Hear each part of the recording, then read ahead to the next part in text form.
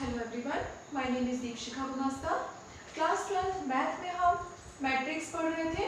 Matrix में हमने matrix का इंट्रोडक्शन पढ़ लिया था, टाइप ऑफ मैट्रिक्स भी हमने पढ़ लिए थे।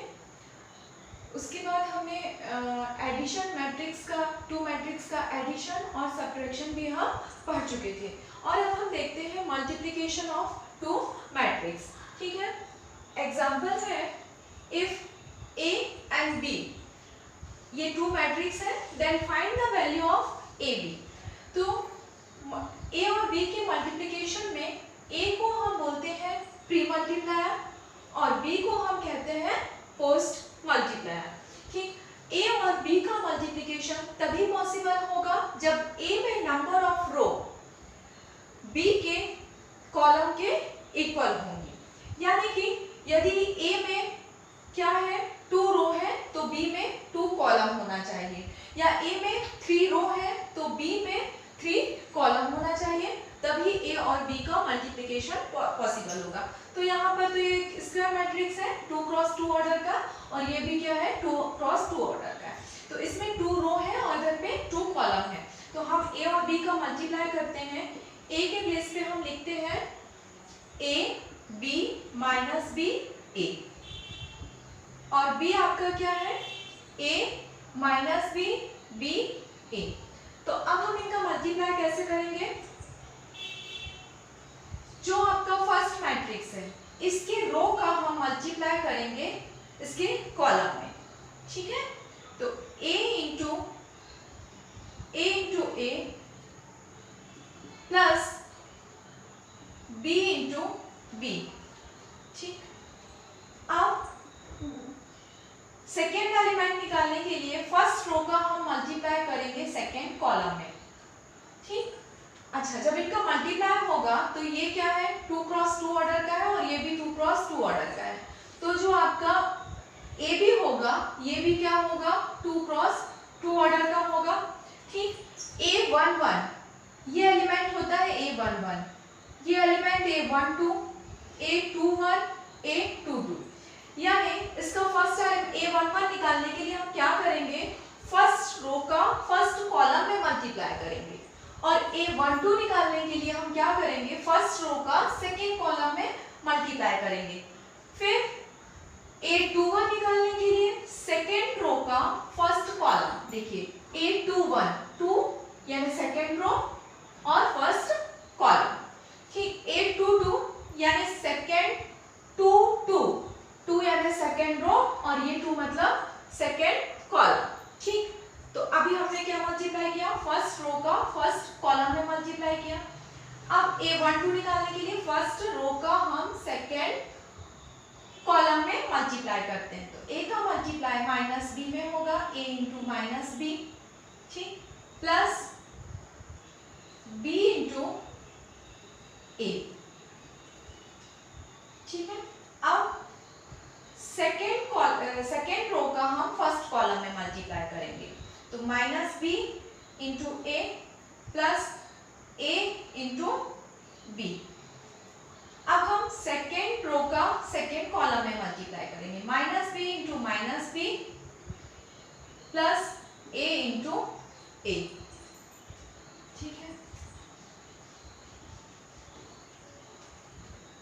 अब देखिए a into A square plus B square, यहाँ पर ये हो गया minus A B, A into minus A B और ये प्लस ए बी, तो ये तो कैंसिल हो जाएगा, plus A B minus A B cancel. ये हुआ minus B into A minus A B और ये प्लस ए बी, ये भी यहाँ से कैंसिल हो गया। माइनस बी ये हो गया प्लस बी स्क्वायर और ये होगा आपका ए स्क्वायर।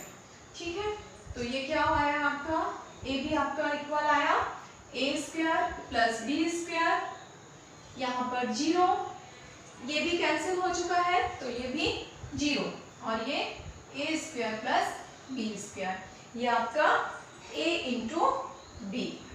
तो इस टाइप ए एंड बी कोई टू मैट्रिक्स है तो हमको ए बी की वैल्यू फाइंड करनी है। तो A B is equal to, A के प्लेस पे हम क्या लिखेंगे, 3 3 5 4 4 4। बी मैट्रिक्स क्या है आपका 1 3 -1 2 0 0। ये जो आपका ए मैट्रिक्स है इसमें 2 रो है एंड 3 कॉलम है, 2 क्रॉस 3 ऑर्डर का है ये। जो आपका बी मैट्रिक्स है इसमें 3 रो है और 2 कॉलम है। तो जो आपका ए इंटू बी होगा वो 2 इंटू 2 ऑर्डर का होगा। ठीक है, ए और बी का मल्टीप्लाई होने के लिए, प्रोडक्ट होने के लिए इसके नंबर ऑफ फर्स्ट मैट्रिक्स के number of row second matrix के नंबर ऑफ कॉलम के इक्वल होना चाहिए। और यदि इसमें 2 रो है और इधर पे 2 कॉलम है तो आपका ए भी जो होगा 2 क्रॉस 2 ऑर्डर का होगा। ठीक है, तो फर्स्ट एलिमेंट A11 निकालने के लिए हम क्या करेंगे, फर्स्ट रो का मल्टीप्लाई फर्स्ट कॉलम में करेंगे। 3 into 1 plus 3 into -1 plus 5 into 0। अब A12 यानी फर्स्ट रो का हम मल्टीप्लाई करेंगे सेकेंड कॉलम में। 3 into 3 plus 3 into 2 plus 5 into 0। ठीक, अब A21 फाइंड करने के लिए सेकेंड रो का फर्स्ट कॉलम में मल्टीप्लाई, यानी 4 into 1 plus 4 into -1 plus 4 into 0।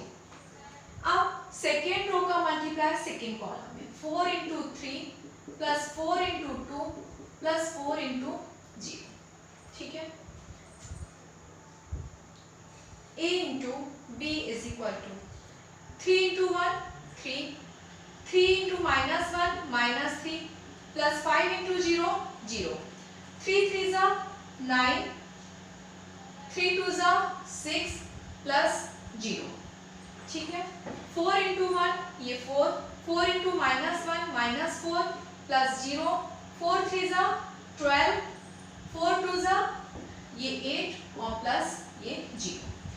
ये A B is equal to क्या होगा आपका, ये तो 0 हो जाएगा, 3 प्लस माइनस कैंसिल तो यहाँ पर ये 0।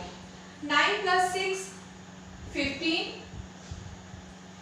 4 प्लस माइनस 0 एंड 12 प्लस 8 20। ये आपका A into B. Transpose of a matrix, तो ट्रांसपोज ऑफ अ मैट्रिक्स या इसी को हम कहते हैं परिवर्त अवयव। क्या कहलाता है, the matrix obtained by interchanging the row and column of given matrix is called the transpose of matrix A and is denoted by A dash AT, या A के ऊपर इस टाइप से ये T लगाकर हम इसको डिनोट करते हैं। ठीक है, यदि हम किसी मैट्रिक्स की रो को कॉलम बना दें और कॉलम को रो बना दें तो उसे ही हम कहते हैं transpose of a matrix. Suppose A आपका कोई मैट्रिक्स है A11 A12 A13, A21 A22 A23 A31 32 और A33, ये 3 क्रॉस 3 ऑर्डर का कोई मैट्रिक्स है। तो ट्रांसपोज इसका, ट्रांसपोज मैट्रिक्स आपका ये जो रो है इसको हम कॉलम में चेंज कर दें। A11 12 A13 A21 22 23 A31 32 A33, ये जो आपका होगा ये ट्रांसपोज मैट्रिक्स होगा। या इसको एक एग्जांपल लेके हम लिख सकते हैं, A इज इक्वल टू आपका है 1 2 3 2 3 4। तो आपका ट्रांसपोज मैट्रिक्स क्या होगा 1 2 3 2 3 4, ये आपका ट्रांसपोज मैट्रिक्स होगा। इसके बाद हम देखते हैं सिमेट्रिक मैट्रिक्स, या इसी को बोलते हैं हम सममित अवयव। तो सिमेट्रिक मैट्रिक्स या सममित अवयव क्या है, a square matrix is called symmetric matrix if A dash is equal to A। A dash क्या है आपका ट्रांसपोज मैट्रिक्स। ठीक है, यदि कोई मैट्रिक्स है उसके हम रो को कॉलम बना दें और कॉलम को रो बना दें तो उसे ही हम ट्रांसपोज मैट्रिक्स कहते हैं। और यदि हम एक मैट्रिक्स ए है उसका ट्रांसपोज निकालते हैं और वो ए के इक्वल ही आता है तो उसे हम सिमेट्रिक मैट्रिक्स कहते हैं। For example A is equal to आपका 2 3 3 4, ठीक। तो इसका ट्रांसपोज क्या होगा, A dash is equal to, देखिए रो क्या है 2 3, इसको हम इस रो को हम कॉलम बना दें 2 3, सेकेंड रो क्या है 3 4, इसको हमने कॉलम बना दिया। तो देखिए A dash is equal to A dash is equal to A। यदि A का ट्रांसपोज A के ही इक्वल है तो इसे हम सिमेट्रिक मैट्रिक्स कहते हैं, ठीक है। इसके सिमेट्रिक मैट्रिक्स या इसी को हम बोलते हैं विषम सममित आव्यूह। तो इसके सिमेट्रिक मैट्रिक्स क्या है, a square matrix A is called the schizometric matrix if transpose of matrix A is equal to -A, ठीक है।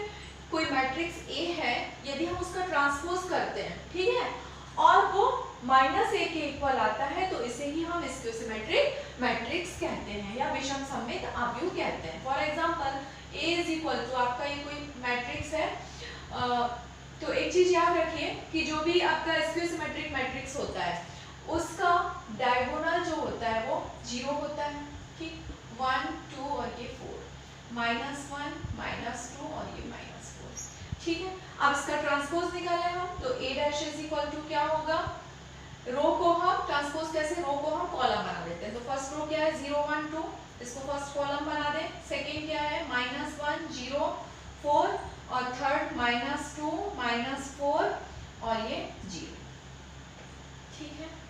अब यदि इसमें से हम माइनस कॉमन लें, ठीक है, तो ये होगा 0, साइन चेंज हो जाएंगे, माइनस कॉमन लेंगे तो 0, ये माइनस का है तो प्लस 1 2, ये -1 0, ये 4 और ये -2 -4 और 0, ठीक है। अब आप देखिए इक्वल टू माइनस, और ये पूरा क्या है आपका, देखिए जरा 0 1 2 -1 0 4 -2 -4 0, ये A के इक्वल आ गया। तो ये क्या हो गया आपका, हमने A का ट्रांसपोज किया और ये इक्वल आ गया -A के। तो यदि transpose of matrix A is equal to -A आ जाता है तो ये विषम सममित आव्यूह या स्क्यूसिमेट्रिक मैट्रिक्स कहलाता है।